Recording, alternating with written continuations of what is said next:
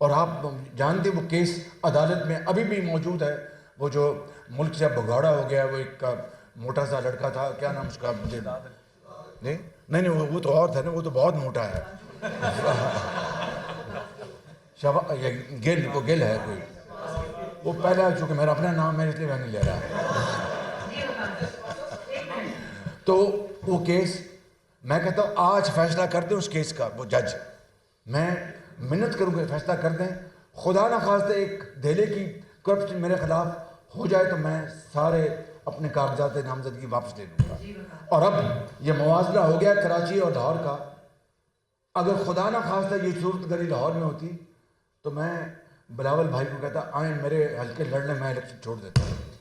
شباب صاحب بتائیے گا, جو بانی پی ٹی آئی ہے ان کو 3 کیسز میں سزائیں ہو چکی ہیں, اب ان کے میں نے نہیں دی. ان کے جو حواس ہیں اب وہ نارمل ہو رہے ہیں. اگر وہ انہوں نے بیان بھی دیا ہے کہ ان سے کوئی بات نہیں کرتا, وہ بات کرنے سے تیار ہے, اگر وہ جمہوری رویہ اختیار کرتے ہیں تو کیا آپ ان سے بات کرنے اور ان پہ یقین کرنے پہ تیار ہیں؟ دیکھیے یہ ایک بات طے ہے کہ اس ملک میں جب تک یکسوئی یا گانگت اور پیار اور محبت کو رواج دوبارہ نہیں دیا جائے گا, یہ زہر ختم نہیں ہوگا. لیکن اس کا مطلب یہ نہیں ہے کہ جو قانونی چارہ جوئی جو بھی ہے اس کو آپ اس کے لبادے میں اس کو آپ ڈھانپ دیں, یہ نہیں ممکن.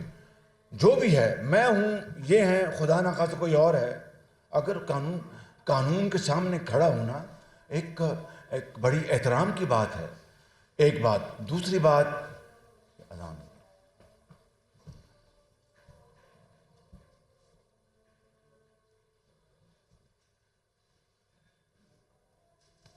لاہور میں صدر مسلم لیگ نون شہباز شریف پریس کانفرنس کر رہے ہیں. انہوں نے کہا کہ پاکستان کا مستقبل اس الیکشن سے جڑا ہے.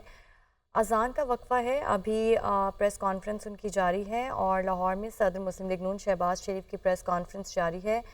8 فروری کو عوام اپنے ووٹ سے فیصلہ کریں گے. مسلم لیگ نون نے ہر دور میں عوام کی خدمت کی ہے.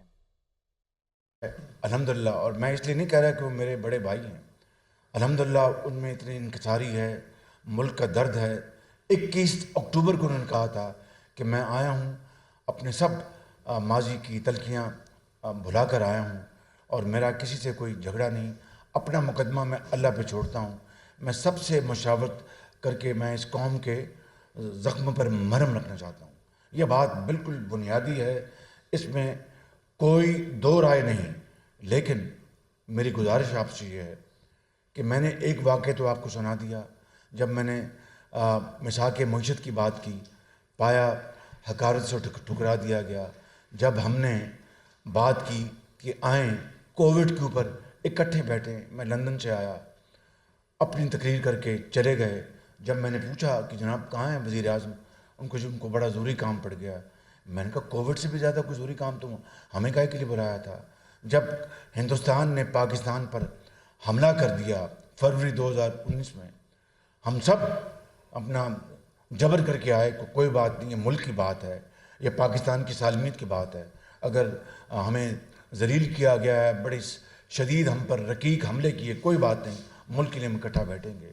ہم بیٹھے ان کی دعوت پر, 1.5 گھنٹہ عمران نیازی کو سپاسلار نے منانے کی کوشش کی, وہ نہیں مانے اور وہ خود اکیلے آ گئے.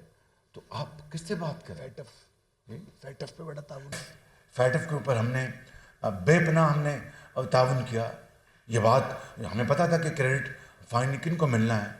بات کریڈٹ کی نہیں تھی, بات پاکستان کی نیک نامی کی تھی, پاکستان کی عزت کی تھی, پاکستان کے وقار کی تھی. اور پاکستان کی عزت اور وقار کے سامنے ہر چیز ہیش ہے, ہر چیز قربان ہے. جس طرح ہم نے اپنی سیاست کو قربان کر دیا لیکن ریاست کو بچایا. مجھے اس کے اوپر اللہ تعالیٰ کے فضل و کرم سے بڑی عاجزی سے کہتا ہوں کہ بڑا فخر ہے. ریاست بچ گئی تو ہر چیز بچ جائے گی.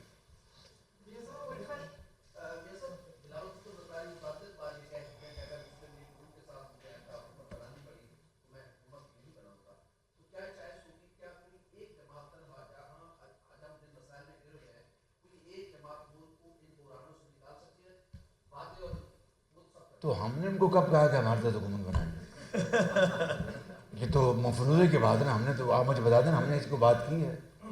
یہ بات سیاست نام ہے آف پاسبلٹیز.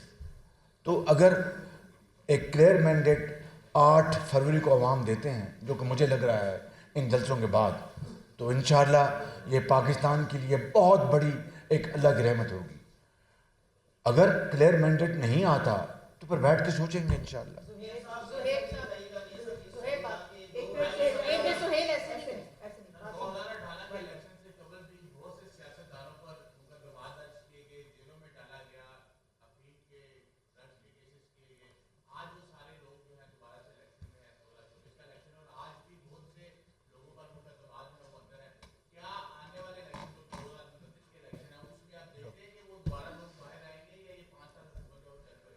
دیکھیں ایک بات واضح فرق بتا دوں, 2018 کے الیکشن میں یا اس کے بعد کیا ہوا. میں ان کو چھوڑوں گا نہیں, میں ان کو رلاؤں گا. میاں نواز شریف نے تو کبھی ایسی بات نہیں کی, میری پارٹی کی کسی ساتھی نے ایسی بات نہیں کی. ہم سوچ نہیں سکتے ایسی بات کرنے کا. میں سمجھتا ہوں کہ یہ اس باب اس ملک کی تاریخ میں اب دوبارہ ختم ہو جانا چاہیے. ہمیں اس ملک میں صلح, محبت, آتشی اور ہمیں یگانگت یکسوئی کے ساتھ چلنا ہے. کتنے ہمالیہ نما چیلنجز ہیں, چاہے وہ معاش کا ہے, سماج کا ہے, معاشرت کا ہے, سیاست کا ہے, خارجی تعلقات کا ہے. یہ کوئی ایک پارٹی مل کر یہ نہیں کر سکتی. اس کے باوجود میں کہتا ہوں کہ ایک سمپل میجورٹی کسی پارٹی کو اللہ تعالیٰ دے, ہمیں دے گا تو اللہ تعالیٰ کی بہت بڑی کمال مہربانی ہوگی. لیکن اس کے باوجود بھی ہم مشاورت کے ساتھ چلیں گے, پارلیمان میں مشاورت کریں گے. اس کے بغیر یہ ملک آگے نہیں چل سکتا. ادارے بھی شامل ہیں, سب کو اپنے آئینی دائرے میں رہ کر ایک دوسرے کے ساتھ تعاون کرنا ہوگا.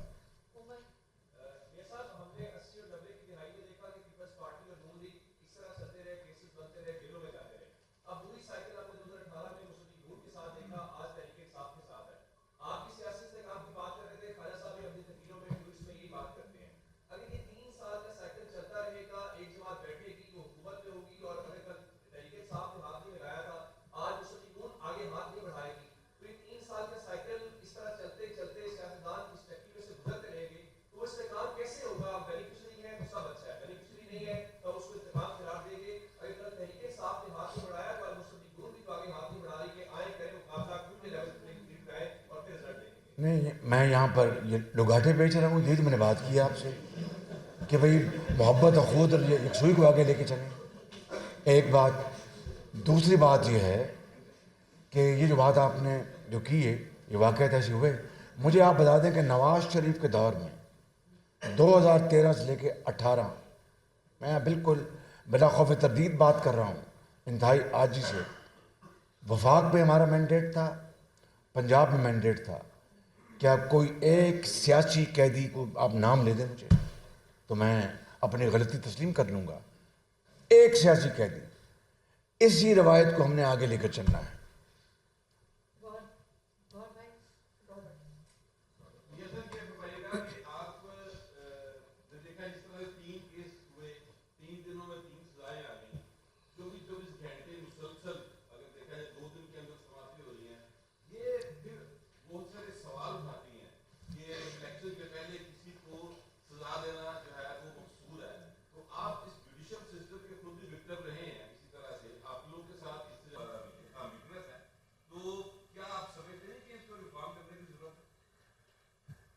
دیکھیے کہ یہ جو سزائیں جو آپ ان کی بات کریں, یہ عدالت کے فیصلے ہیں, اور ان کے جو فیصلے جو لکھے گئے ہیں, یہ لکھے جا رہے ہیں, ان میں سے اس کا جواب ڈھونڈیں. میں یہ کہنا چاہتا ہوں, اور یہ مسلمہ بات, کہ کسی کے خلاف کوئی جھوٹا مقدمہ بنانے کی روایت ختم ہو جانی چاہیے. کیونکہ ہم نے جو کچھ سہا ہے 2018 سے پہلے سے لے کے 2022 تک, وہ روایات کا خاتمہ ہونا چاہیے.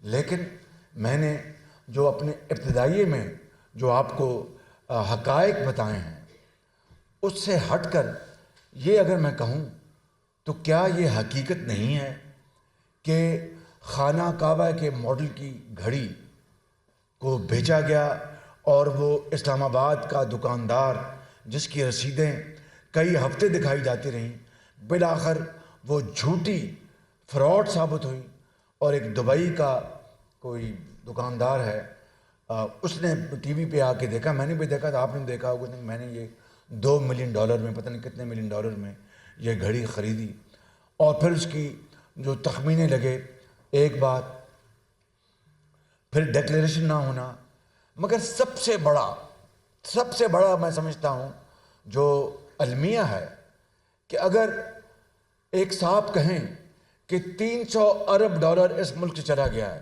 میں ایک پائی لے کے آؤں گا، ان کے بچے باہر پڑھتے ہیں، آپ کے بچے اندر پڑھتے ہیں، مجھے اس کا علم نہیں ہے، لیکن وہ چھوڑ دیں اس بات کو، اور یہ اپنا خزانہ لوٹ کے ملک سے باہر لے گئے ہیں، اور یہ اپنا ملک کو انہوں نے کنگال کر دیا ہے، میں $300 ارب لے کے آؤں گا اور 90 دن میں کرپشن کا خاتمہ کر دوں گا، اور میں اپنا، اور پھر ان کے ایک جو ہواری ہیں حمایتی، انہوں نے کہا جی کہ IMF کے منہ پہ $100 بلین اس کے منہ پہ ماریں گے، اور پتہ نہیں $100 بلین کس کے منہ پہ ماریں گے، وہ خرچ کریں گے۔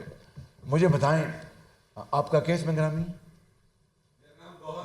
گور بھٹ صاحب، آپ گور بھی ہیں اور بھٹ بھی ہیں ماشاءاللہ، تو میں یہ گزارش کر رہا تھا کہ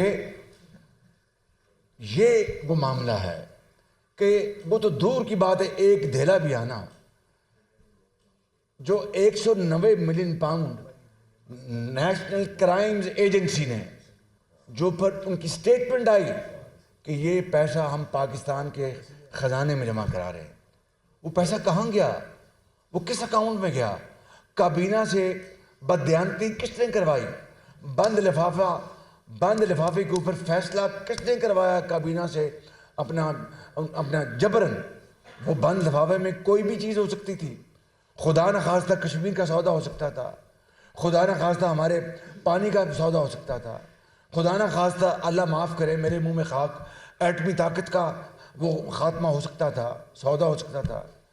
اس طرح کی سینہ زوری، اس طرح کا فراڈ، اس لیے میں نے کہا ہے کہ اب تحریک انصاف کو چاہیے، انصاف کا بھی تقاضا ہے کہ وہ پی ٹی آئی کے ووٹرز پی ٹی آئی نہیں بلکہ ٹی آئی کو ووٹ دیں، ٹرانسپیرنسی انٹرنیشنل کو، کیونکہ دودھ کا دودھ اور پانی کا پانی ہو چکا۔ بس آپ کا بہت شکریہ، میں آپ کا بہت جی ایک سوال مجھے ایک سوال جی بس ایک سیکنڈ بیٹھ جائیں گے، ایک سیکنڈ آخری سوال جی، ان کا سوال ہے نا ان کا، جی جی جی